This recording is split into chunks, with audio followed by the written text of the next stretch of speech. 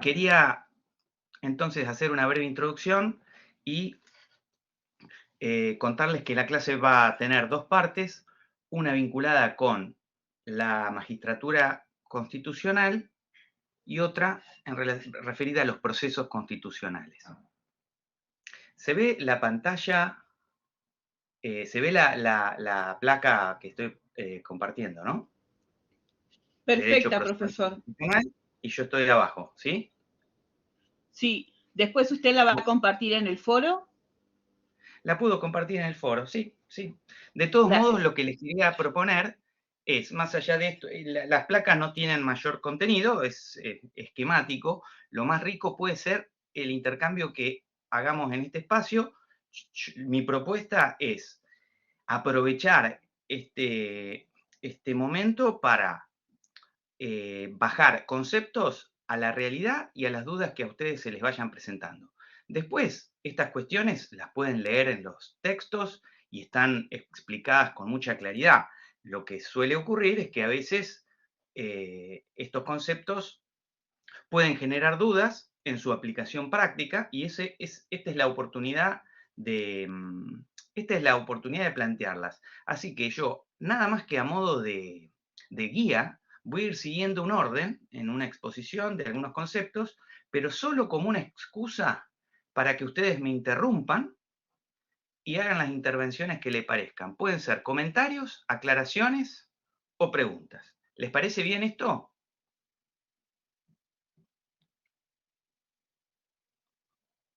Bien, silencio lo tomo como positivo entonces. Sí, profe, me parece bien. Bueno, avancemos entonces.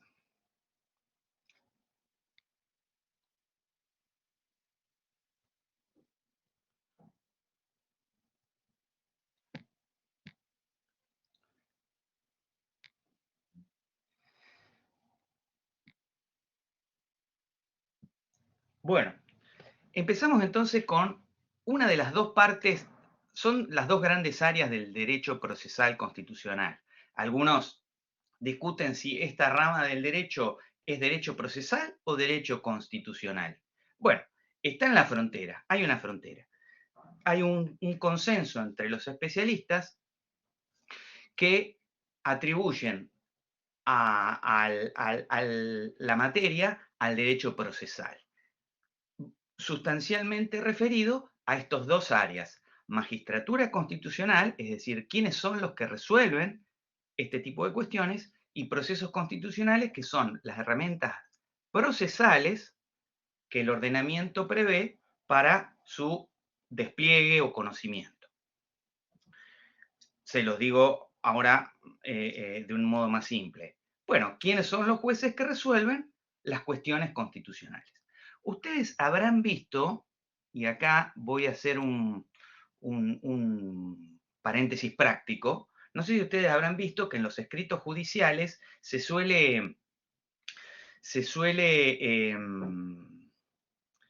poner un capítulo que se llama caso federal. ¿Les suena esto?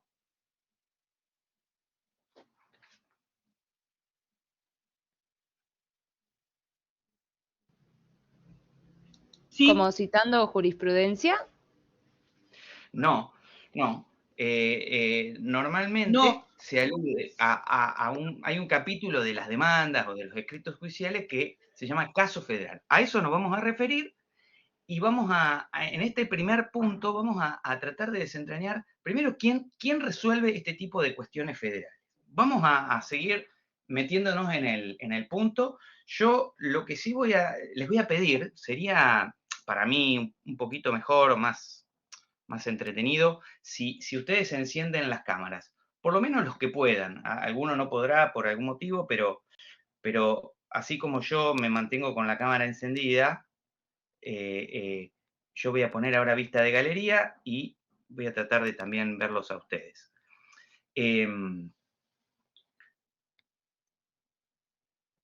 Bueno, los que puedan. Vamos a ver. Control difuso. Control difuso o desconcentrado.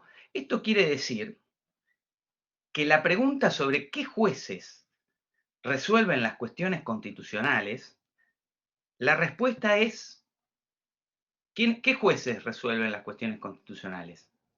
A ver, ahí le pregunto, por ahora a cualquiera, después yo voy a empezar a hacer preguntas puntuales. ¿Federales, Pero, profe? bueno, es parcialmente correcta, pero no, es parcialmente correcta porque los jueces federales son los que tienen que tratar las cuestiones constitucionales.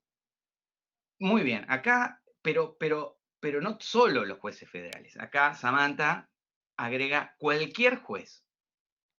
Si ustedes se fijan en la placa, no sé si ahora la están viendo, ¿se ve la placa?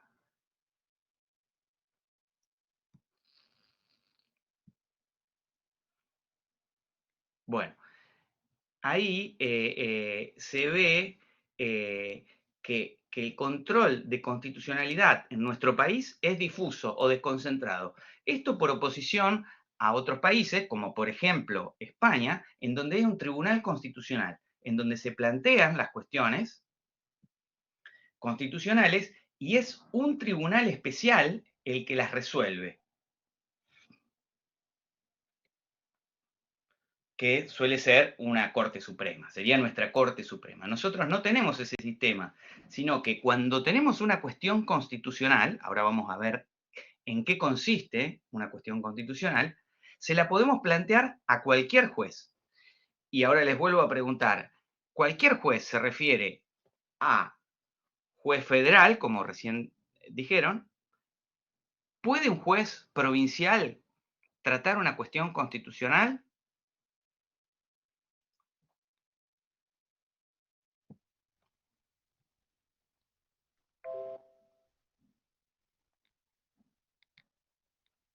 No. ¿Sí? ¿No?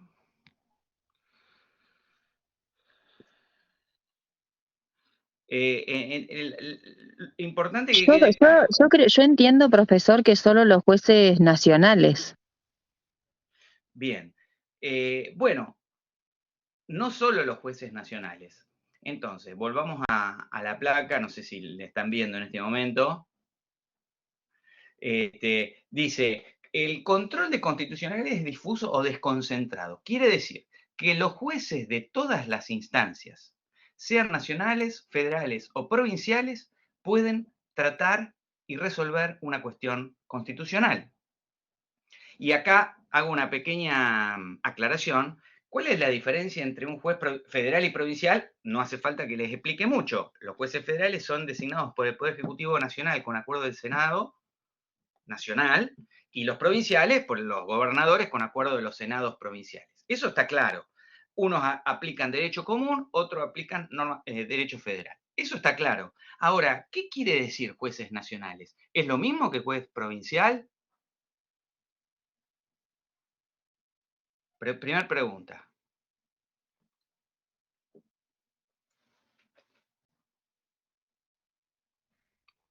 No. Para mí no, no es lo mismo. A ver, cuenten entre todos. A ver, vamos a tratar de desentrañar este punto.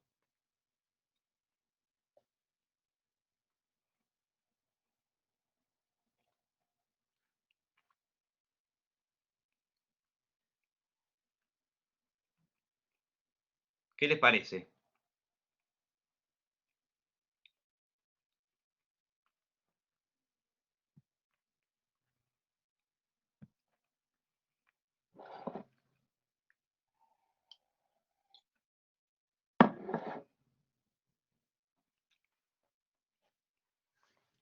¿Nadie sabe la diferencia entre juez federal y nacional? Se las cuento, no hay problema, pero quería ver si... Los jueces federales ya les dije qué es, pero hay una categoría un poco sui generis de jueces, que son los jueces a los que se le denomina jueces nacionales, que son los jueces de la capital federal, que son los jueces del fuero civil, laboral y comercial. Los jueces en lo comercial, en lo civil y en lo laboral de la capital federal eran jueces nacionales, porque no pertenecían a una provincia, pero tampoco aplicaban derecho federal. ¿Y qué jueces aplican derecho federal? Bueno, los jueces en la capital federal, los contenciosos administrativos y de seguridad social, y civil y comercial federal. Pero entonces tenemos, ¿por qué tenemos estas distinciones? Es porque hay derecho común, derecho local y derecho federal. Esta diferencia es importante que la sepan. Les estoy complicando un poco, pero son todos elementos que hace falta entender para poder precisar un poco a qué se refiere cuando hablamos de cuestión federal, ¿no? Entonces, derecho local, bueno, son las cuestiones de provinciales, como por ejemplo el derecho administrativo. El derecho administrativo es un derecho local que aplican los jueces provinciales. Pero además, el derecho local es el derecho que sancionan las legislaturas provinciales. Por ejemplo, el derecho administrativo es un buen caso. La ley de expropiación es local, por decir, las leyes de empleo público de cada municipio, derecho local. Pero después tenemos el derecho común. El derecho común, que no es derecho federal, el derecho común es el derecho que sanciona el Congreso de la Nación, pero que rige en todo el país. Como por ejemplo, ¿qué? ¿Qué se les ocurre que es derecho común?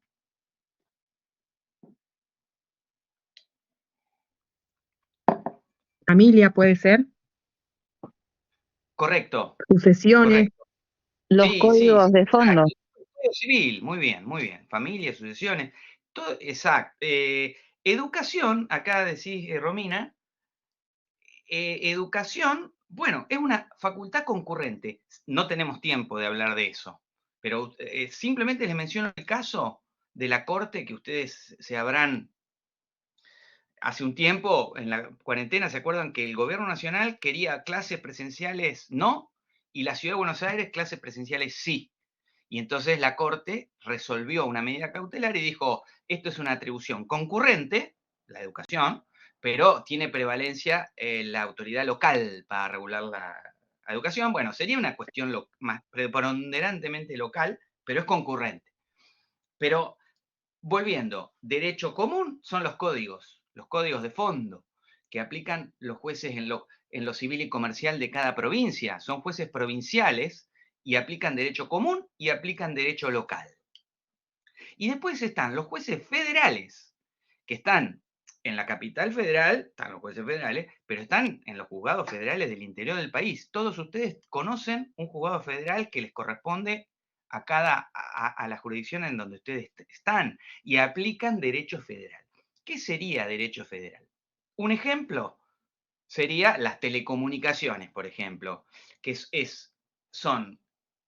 regula relaciones interjurisdiccionales, y entonces no puede ser regulado. No puede cada provincia o cada municipio decir cómo regula las antenas ¿cómo se llama? De telefonía celular, porque si no, no puede haber una red. Y entonces no se puede generar un sistema de telecomunicaciones, lo mismo que ferrocarriles. Bueno, y otras materias que el legislador calificó como federales porque le dio una importancia, le atribuyó ese carácter. Entonces, bueno, acá tenemos tres tipos de derecho, recién dijimos. Estoy un poco mezclando lo que ahora vamos a ver después, que a qué se corresponde una cuestión federal. Pero volvamos un poco a la plaquita esta. Decimos que todos los jueces de todas las instancias, nacionales, federales o provinciales, pueden tratar una cuestión federal. Entonces, los provinciales y los nacionales, o sea, un juez civil de la capital puede tratar una cuestión federal y las cuestiones federales se pueden tratar por acción o por excepción. Vamos a ver un ejemplo porque si no se nos puede convertir en un poco abstracto y quisiera todo lo contrario, ¿no? Aprovechen para interrumpirme cuando estoy diciendo algo que no se entiende o para hacer alguna aclaración. ¿Qué quiere decir que se puede plantear por acción o por excepción? Las cuestiones constitucionales, o las cuestiones constitucionales o federales, ya vamos a ver, voy a dar un ejemplo para ir bajando. Cuando una persona despide a otra, ahí se produce un conflicto, un caso o controversia, cuya resolución exige la aplicación de derecho común. Perfecto. Pero vamos a suponer que el legislador provincial, digamos, vamos a suponer, hizo una norma, sanciona una ley, donde dice que la indemnización por el despido se va a reducir a la mitad si el empleador, o si el empleado, estoy haciendo un invento, si el empleado tiene, si el empleado es mujer, no sé, estoy diciendo un ejemplo un poco disparatado, pero que sirva. Entonces, si el empleado es mujer, la indemnización será de la mitad de lo que corresponde según la ley, según el derecho común, ¿no? La ley del trabajo. Bueno, entonces, cualquiera de ustedes, recibe a la persona, a la empleada, que quiere hacer un reclamo judicial, y entonces ustedes, por supuesto, van a plantear la inconstitucionalidad de esa ley, porque el empleador va a decir, mire, yo estoy cumpliendo con la ley de la provincia me dice esto, me autoriza a pagar la mitad, yo pago la mitad. Bueno, lo que pasa es que esa ley, ustedes van a decir, se contradice con una ley, con el derecho común, y la Constitución dice que va a prevalecer, ¿no? Vamos a decir. Pero además, después vamos a ver los distintos tipos de cuestiones constitucionales o cuestiones federales. Pero además, esa ley provincial, si fuera posible, si fuera competente la provincia para dictar derecho común, que no lo es, si fuera competente, viola un montón de derechos constitucionales. Por ejemplo, el de igualdad, ¿no? El de igualdad con el hombre, porque no hay una razón para, en un caso, disminuir la indemnización. Bueno, ese sería un caso. Ahí les estoy dando un ejemplo de caso federal para que no sigamos hablando en abstracto. Entonces ustedes, en cualquiera de las provincias, le plantean al al Tribunal de Trabajo de una provincia, designado por un gobernador y con acuerdo del Senado provincial, que aplica derecho común, no derecho federal, pero le dicen, caso federal. Ahora vamos a este capítulo que algunos de ustedes, cualquiera que haya visto un expediente, sabe de este capítulo. Lo que suele ocurrir que este capítulo que dice caso federal, se suelen poner una fórmula que no dice nada. Y ese es un problema. Eso revela una falta de conocimiento de lo que es una cuestión federal o una cuestión constitucional, y es muy importante que ustedes sí lo sepan y que sepan poner en ese capítulo esto que estamos hablando, es decir, ahora vamos a clasificar y detallar bien, pero en ese capítulo de caso federal, ustedes le van a plantear al juez local, o al juez que sea, puede ser juez local, juez nacional, juez federal, a cualquier juez, de cualquier instancia, porque la cuestión federal puede suscitarse en el origen o puede ser sobreviniente. Ahora vamos a ver. Pero en el ejemplo que estamos dando, la cuestión constitucional se plantea en el origen porque hay una hay una inconstitucionalidad, hay una violación de la Constitución, ¿no? De una norma que viola la Constitución. Y entonces ustedes le van a plantear al juez provincial, porque el control de constitucionalidad en nuestro país es difuso y desconcentrado, no necesitamos ir a un tribunal constitucional. Se lo decimos al juez del trabajo, al que le planteamos la demanda. Miren, esta ley, en virtud de la cual la demandada funda su oposición a mi pretensión, es inconstitucional. Es inconstitucional. Porque viola la Constitución Nacional. Y un juez local tiene que aplicar también la Constitución Nacional. Y entonces se puede hacer este planteo, decíamos, por acción, en este capitulito de la demanda, en donde tengo que plantear el caso federal. Si yo no planteo el caso federal, ahora vamos a ver las consecuencias que tiene. Pero por lo pronto no puedo llegar a la Corte Suprema. Por eso es muy importante que este capítulo exista en una demanda, cuando la cuestión constitucional es originaria, ¿no? Como en el caso que estoy diciendo. Profe, le hago una consulta. Sí, Por ejemplo, sí. si una entidad autárquica emite una resolución que es contraria a lo que plantea la Constitución, ¿se puede hacer también en ese caso un Sí, planteamiento ante una acción, digamos? sí, correcto. O sea, ahora vamos a ver los distintos tipos de cuestión constitucional o de cuestión, pero ahí sería una, probablemente, si el que dicte ese reglamento o acto administrativo es una autoridad pública, la única diferencia es que esa demanda se va a interponer en un fuero contencioso administrativo, puede ser provincial. Si es un ente provincial, será un fuero contencioso administrativo provincial. A algunas provincias está asignada esa competencia al Superior Tribunal, otros tienen un fuero descentralizado. Pero en cualquier caso hay que plantear el caso federal. Bien, profe, entendido. Gracias. ¿Alguna otra duda hasta acá? Si no, voy siguiendo. Pero también puede el demandado.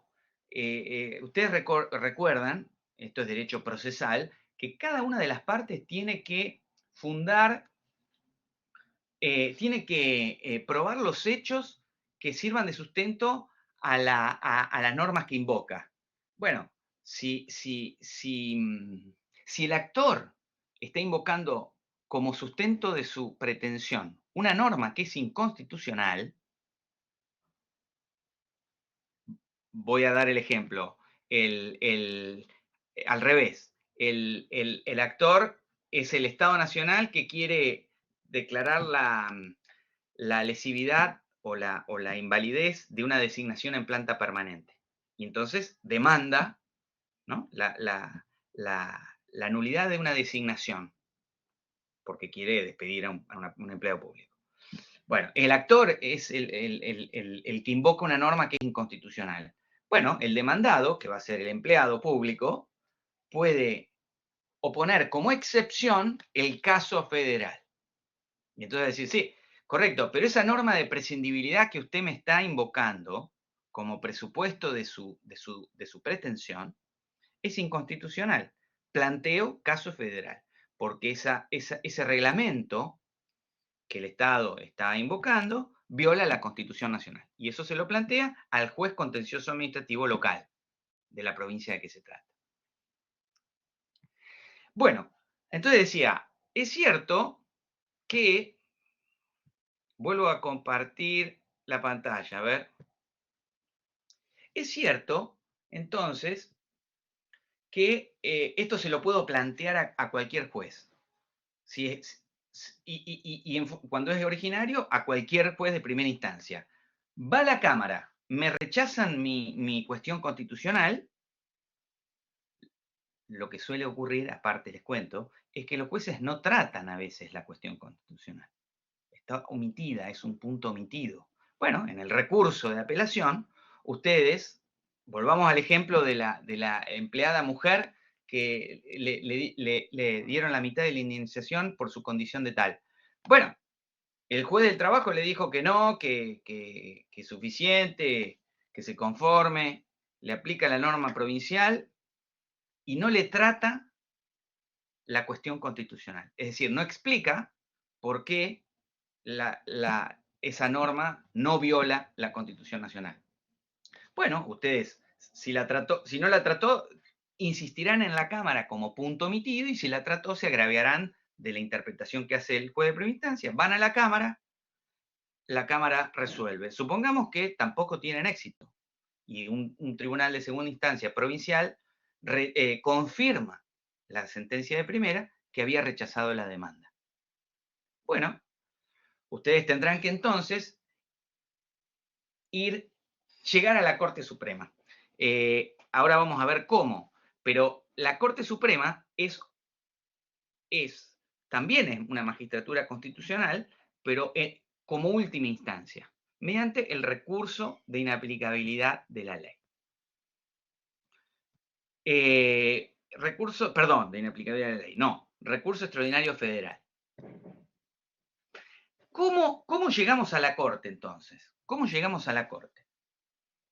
La Corte es el intérprete final de la Constitución Nacional, ya eso lo sabemos, pero la cuestión constitucional que debe haber sido planteada en todas las instancias, tengo que haberlo planteado en la demanda, insistido en el recurso de apelación, en el memorial tiene que haber un capítulo caso federal, normalmente tengo que llegar al Tribunal Superior de la Causa, que en la mayoría de las provincias hay una Corte Suprema o un Superior Tribunal, a través de un recurso extraordinario, pero la cuestión constitucional tiene que ser tratada, además del juez de primera, la Cámara, la cuestión constitucional tiene que llegar al Superior Tribunal de la Causa. No los hechos, no el derecho común, solamente la cuestión constitucional, ¿no? Es decir, si esa norma que permite disminuir la indemnización viola la Constitución Nacional o no la viola. No voy a llegar al Superior Tribunal de Provincia para revisar hechos, solamente la cuestión constitucional.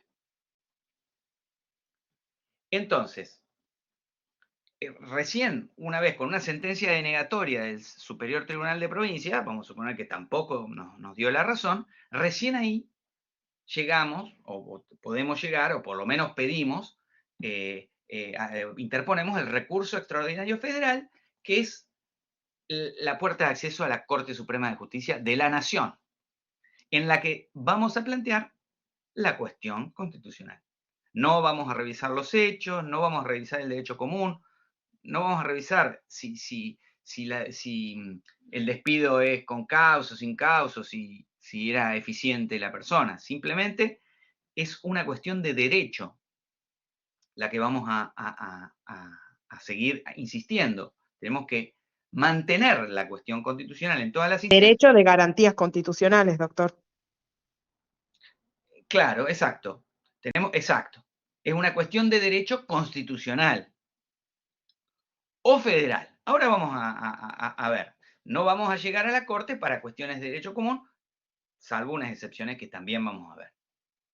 Pero entonces, ¿cuáles son los requisitos para el recurso extraordinario federal? ¿Cómo puedo llegar a la Corte? Bueno, primero necesito llegar al Tribunal Superior de la Causa.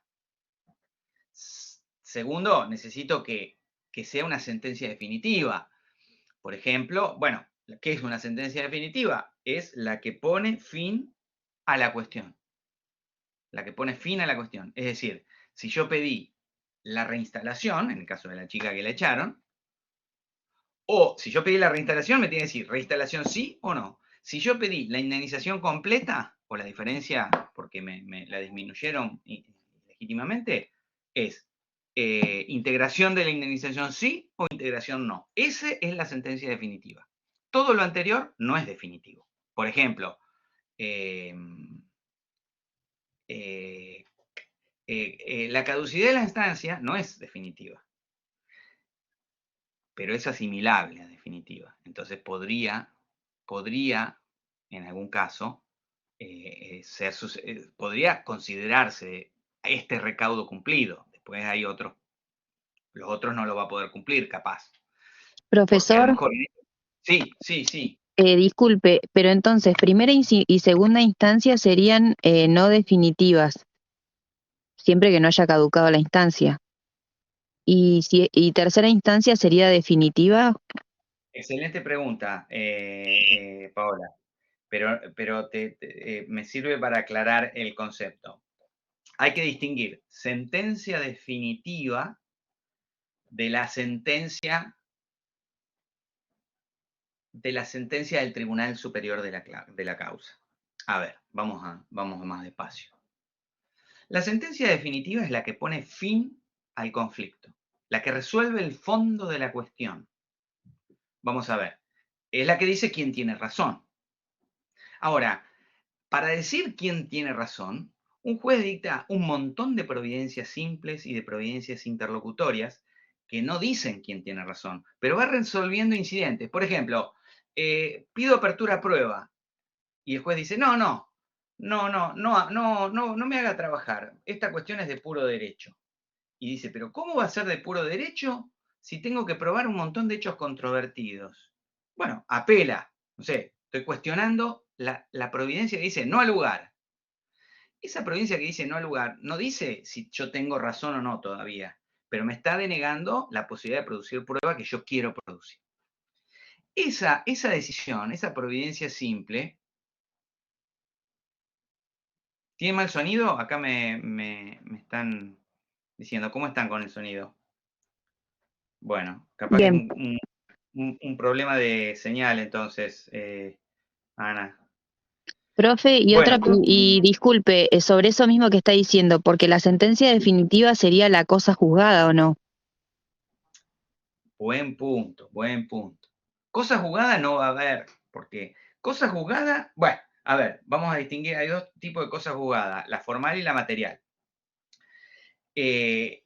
Cosa juzgada material sería la que la cuestión quedó firme y no es susceptible de recursos, ¿no? Pero la cosa juzgada, sirve la pregunta, porque son distintos costaditos del mismo tema, ¿no? Cosa juzgada material es la cuestión que quedó firme. Por ahí quedó firme en primera instancia, porque se me pasó el plazo para apelar. Es cosa juzgada formal y material.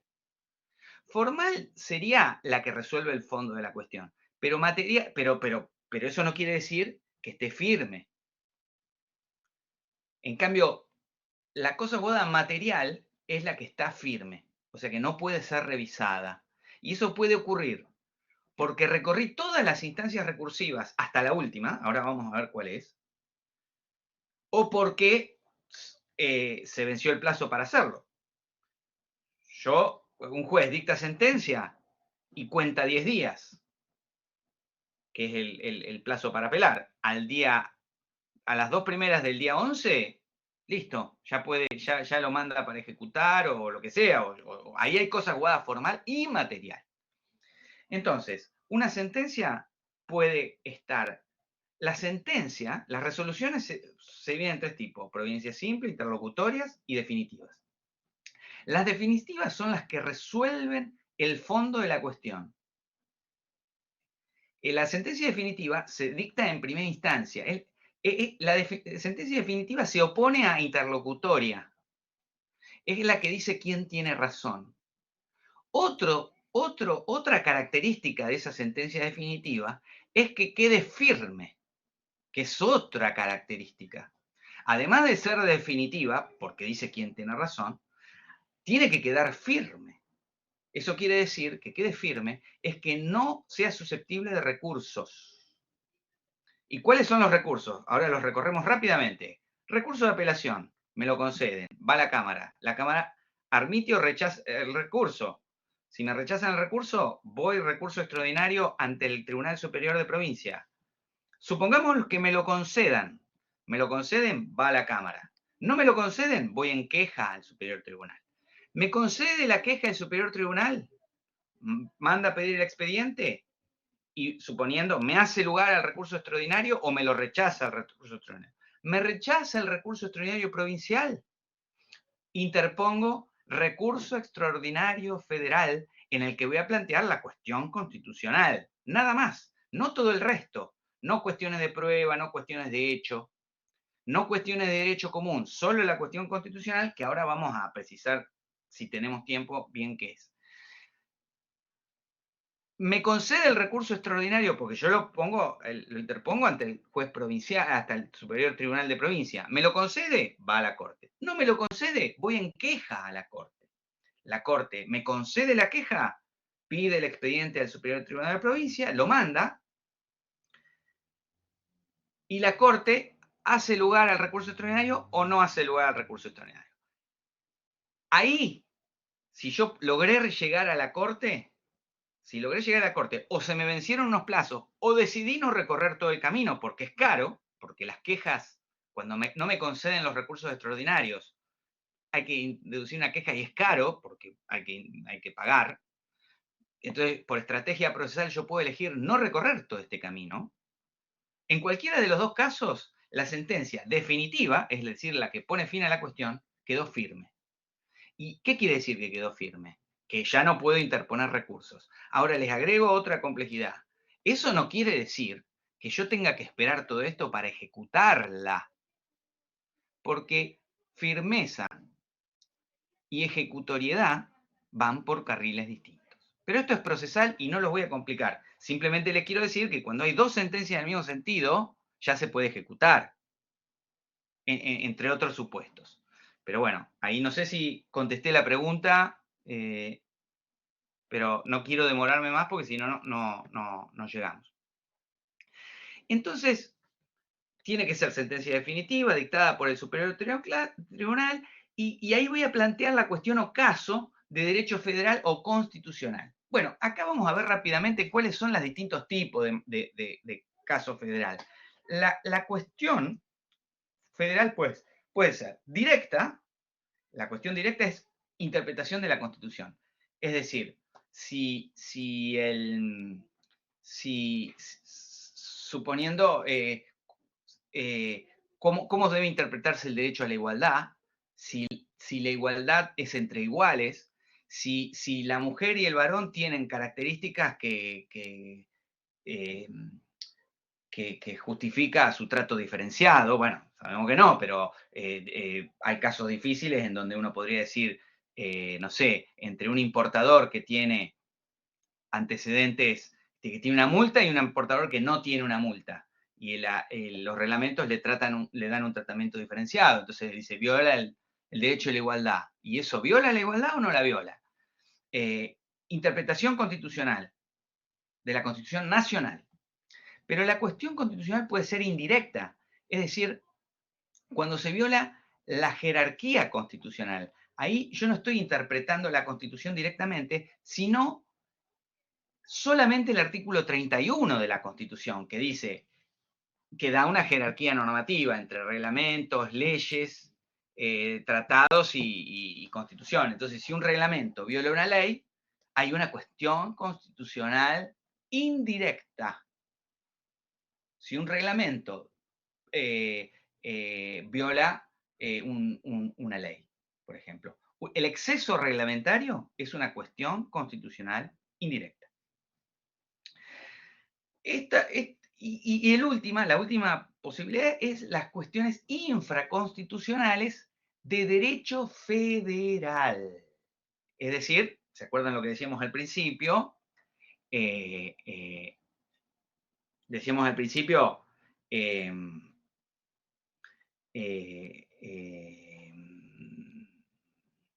hay tres tipos de derecho: común, federal y local. Bueno, las cuestiones de derecho federal pueden llegar a la Corte. Sería el típico caso federal. Las demás serían cuestiones constitucionales o caso constitucional. Esta tercera sería la cuestión federal propiamente dicha. Y entonces tenemos tres supuestos. Los tres están regulados en el artículo 14 de la Ley 48.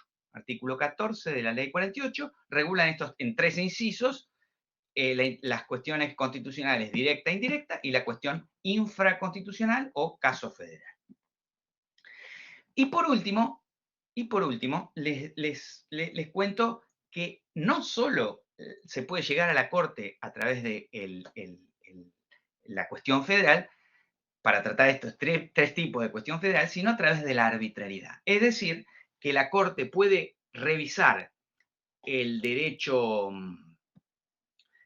común o el derecho local, en casos más restrictivos, muy restrictivos, pero sobre todo el derecho común, a través de la teoría de la doctrina de la arbitrariedad que surge del precedente de Rey con Rocha en el año 1909, en donde la Corte admite por primera vez esta posibilidad. Antes era impensado que la Corte Nacional pudiera inmiscuirse en una cuestión de derecho local o de derecho común, porque eso estaba reservado a la interpretación que le dé cada provincia, o los jueces provinciales, ¿no es cierto? Como un respeto de las autonomías provinciales también. ¿Hasta acá alguna duda?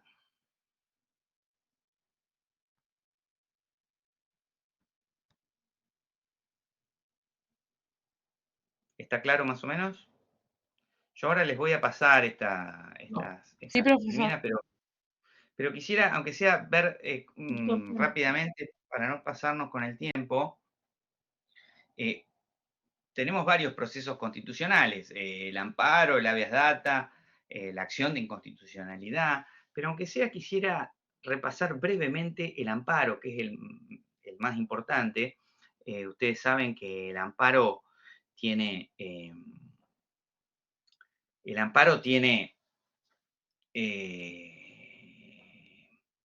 una expresión local y una expresión federal. Es decir, que cada provincia tiene su ley de amparo, pero además hay una ley de amparo federal para plantear las cuestiones constitucionales en sede federal, digamos, ¿no? En los juzgados federales de interior se utiliza esa ley 16.986. Pero después cada provincia tiene su proceso de amparo, ¿no? ¿Qué diferencia hay? Bueno, ¿se acuerdan que decíamos? Las cuestiones constitucionales se pueden plantear por acción o excepción o por incidente, ¿no?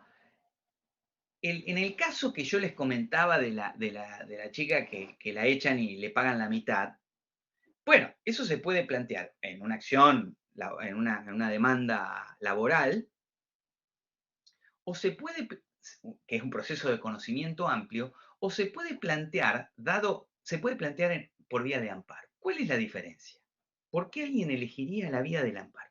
El amparo ¿se acuerdan que decíamos hay dos grandes, el derecho procesal constitucional tiene dos grandes áreas, la de la magistratura constitucional, que es lo que veíamos al principio, todo el control difuso, todos los jueces y la Corte, y los procesos constitucionales. Ahora estamos viendo cuáles son los procesos constitucionales. Vamos a ver solo uno, que es el amparo. El amparo es un modo de articular una cuestión constitucional, pero de manera pura, ¿no? Es decir, en donde no está mezclado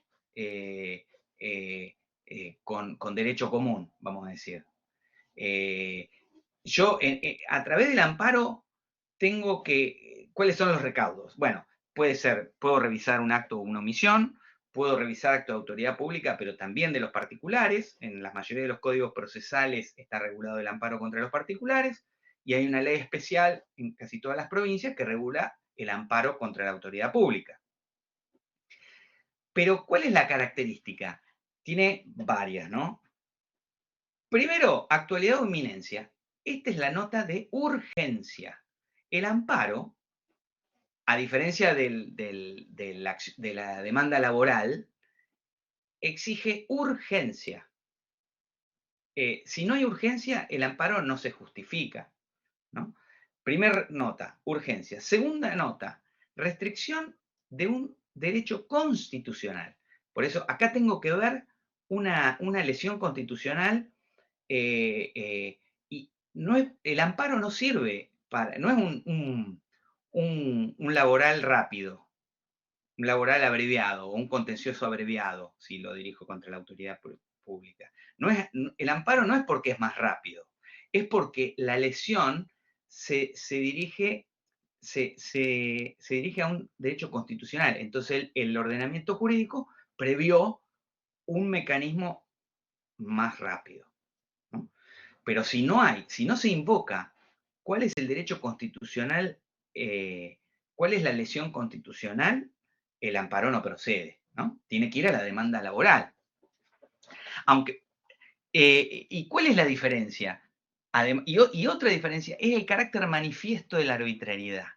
Si la cuestión merece mayor debate y prueba, porque la cuestión es compleja, jurídicamente compleja, o exige un despliegue probatorio incompatible con la estrechez de conocimiento del amparo, que tiene 48 horas para, ¿cómo se llama?, para contestar el informe circunstanciado del demandado, tiene 3 días para producir toda la prueba, digamos que se dicta sentencia en 24 horas, hay 24 horas para apelar, la Cámara tiene 3 días para dictar sentencia, digamos que el amparo está pensado, aunque no suele ocurrir así en la práctica, lamentablemente, para tener cosas juzgadas formal y material en 15 días como máximo.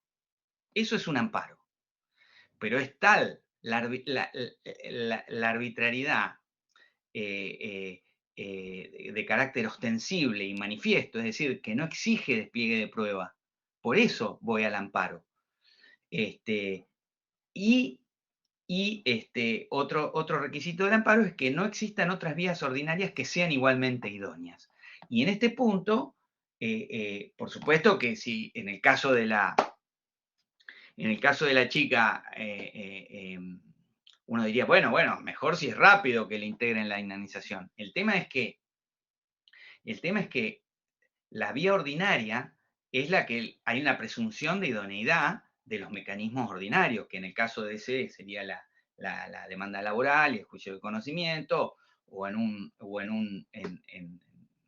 una acción contenciosa administrativa, si es contra el Estado. Se presume que es idóneo porque los procesos de conocimiento tienen medidas cautelares para los casos de urgencia. Pero ocurre que hay casos en donde la medida cautelar no es idónea, no me permite restablecer el derecho sustancial vulnerado, y en esos casos yo necesito que en 15 días se disponga quién tiene razón. Les voy a dar un ejemplo para que ustedes vean la diferencia entre un proceso de conocimiento y un amparo, y por qué ustedes tendrían que elegir el amparo en algún caso y por qué no en la mayoría de los casos. El presidente Arenson de la Corte era un aspirante a profesor que no era admitido en la carrera porque medía unos 50. Había un reglamento que decía que para ser profesor, para ser docente, había que medir más de unos 70. Y entonces este hombre de baja estatura, pero tenía todos los requisitos de idoneidad, pero menos la altura. Y entonces, ¿por qué era necesario? La Corte hace lugar al recurso extraordinario federal, llega a la cuestión federal de la inconstitucionalidad de ese reglamento que disponía la altura máxima, llega a la Corte y la Corte dice, sí, tiene razón, puede estudiar. Ahora, yo les pregunto, suponiendo que no hubieran podido ejecutar esa sentencia, por eso recuerden lo que les decía entre sentencia firme y ejecutoria. Yo les pregunto, ustedes plantean la demanda en el año 2023 y llega a la Corte en el año 2035. Dentro de 15 años, ustedes ya ni les interesa estudiar para ser docentes, ya tienen chicos, ya se están por morir, no sé, tienen la vida, pasaron 10 años, no me sirve. Yo necesito, ¿por qué? Porque y al revés, si estudio y me dicen no, por ejemplo, hago toda la carrera, estudio 5 años y resulta que al final, porque me dan la cautelar, dice, usted cautelarmente estudie, después vamos a ver quién tiene razón. Y resulta que al final del proceso dice, no, estaba bien la norma, porque es necesario, la altura, ¿por qué es necesario? Porque si no los chicos no lo ven, suponiendo, ¿no?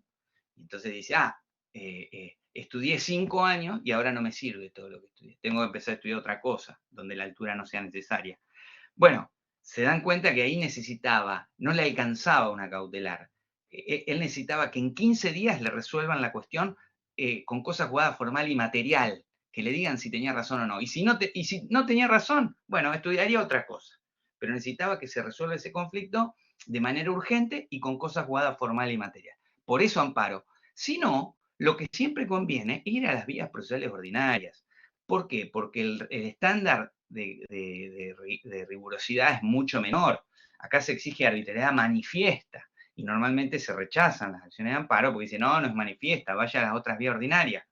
Entonces, uno, si no tiene el caso que les decía Arenzón y puede ir a una vía de conocimiento con cautelar, eso siempre suele ser lo mejor, ¿no es cierto? Bueno, no quiero excederme con el tiempo, quiero respetar eso, pero quiero también preguntarles si sobre esto ha habido alguna duda, tienen algún comentario. Cerremos con eso. Tomémonos este tiempo.